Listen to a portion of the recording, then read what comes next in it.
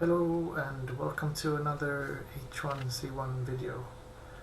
This time I'm gonna show you a base design that I've been using this for quite some time, and I'm still using it today. Normally base designs is not something you really want to share, but I'm gonna do it anyways. I've seen more and more people using this, similar to this at least, so I thought I might as well.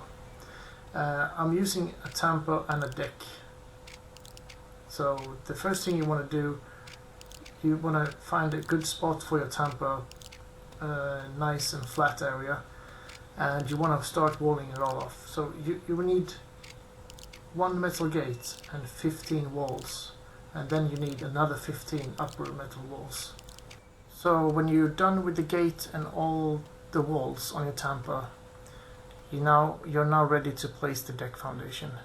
And this is a little bit tricky, actually the only tricky part in building this base, but it takes a lot of patience. Make sure you get it right, because it pays off. There's a fair amount of space on each side, even also at the gate there's a good amount of space, but at the back you want just enough space to be able to put a furnace down, nothing more than that. And when you place the furnace, you want it pretty close to the wall and at the middle, at the center of the deck foundation. And this is what you're going to use to enter your base, just like that. So of course when you place the gate, you also want to make sure you have the gate where you put the furnace. So when you got the gate in place, it's now time to put up the walls on the deck foundation. You need a little bit less this time. You need 11 metal walls and then another 11 upper metal walls. Remember to put codes on your gates. I've actually come across a few gates or bases where there's no codes at all. You could just open and walk in. Just a reminder, always put codes on your gates. All the materials you're going to need for this base design will be, I'll put them in the description of the video. So we got all the walls up on the foundation. It's now time to start placing our shelters. So you're going to need one normal shelter, small shelter. It's just called shelter. And I'll give you a tip. When you place, to make the door facing the right way, it's actually easier if you stand inside it and you then move it around, and then you can see the doorway. So you want one normal shelter and one large shelter on your left hand side if you have the gate in your back. And the first shelter you put down is not going to be used, so it doesn't need any door. And then you want to have a large shelter in the back. Make sure the door is used so you can use the door, so it should face the gate.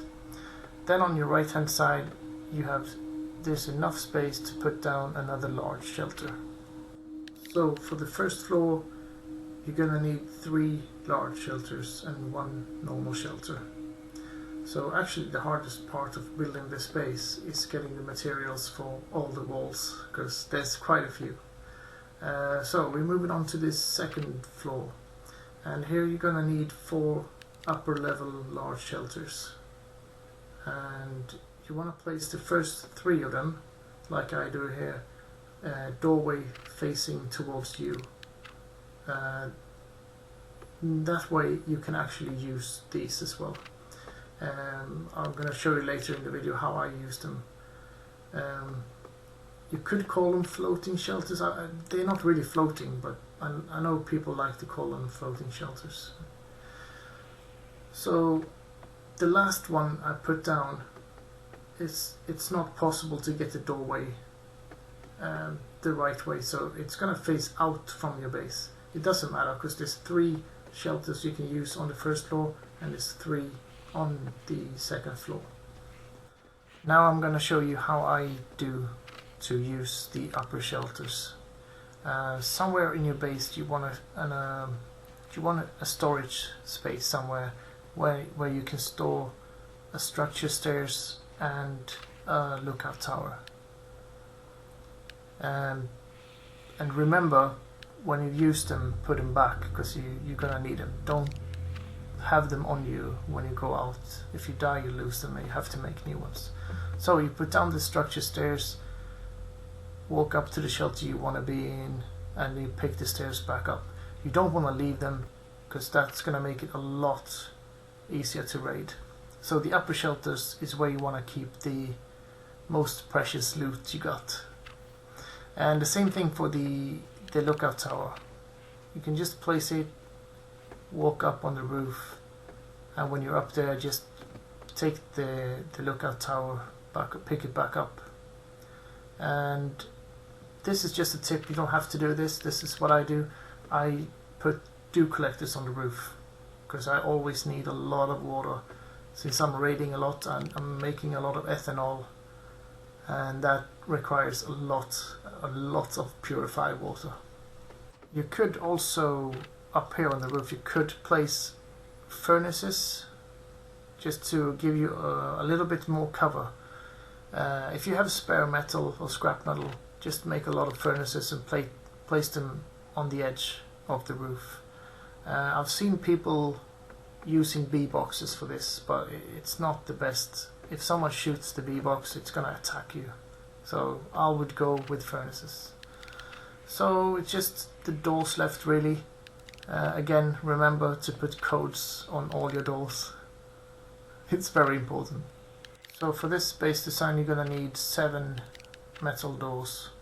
I'll say metal doors because recently I've been running into quite a lot of wooden doors, and please don't use wooden doors. They're so easy to raid.